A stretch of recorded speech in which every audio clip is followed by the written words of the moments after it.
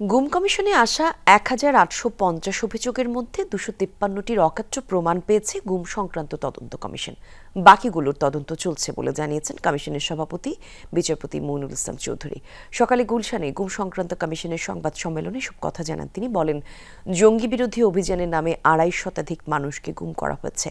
বিরোধী রাজনৈতিক শক্তি এবং ভিন্ন মতাবলম্বীদের দমনেই গুমকে হাতিয়ার হিসেবে ব্যবহার করা হতো। বলেন, ভারতে পাঠিয়ে দিয়েও সেখানে আইনশৃঙ্খলা বাহিনীর মাধ্যমে গ্রেফতার দেখানো হতো।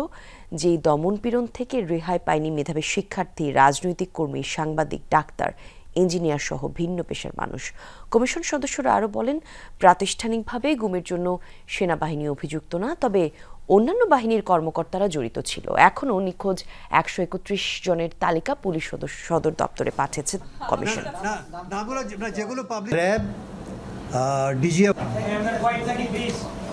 বহু ভুক্তভোগী জীবনের ঝুঁকি নিয়ে তাদের অভিযোগ ও অভিজ্ঞতা জানিয়েছেন। দেশীয় ও আন্তর্জাতিক গণমাধ্যমে বিস্তারিতভাবে সে কাহিনী তুলে ধরেছেন।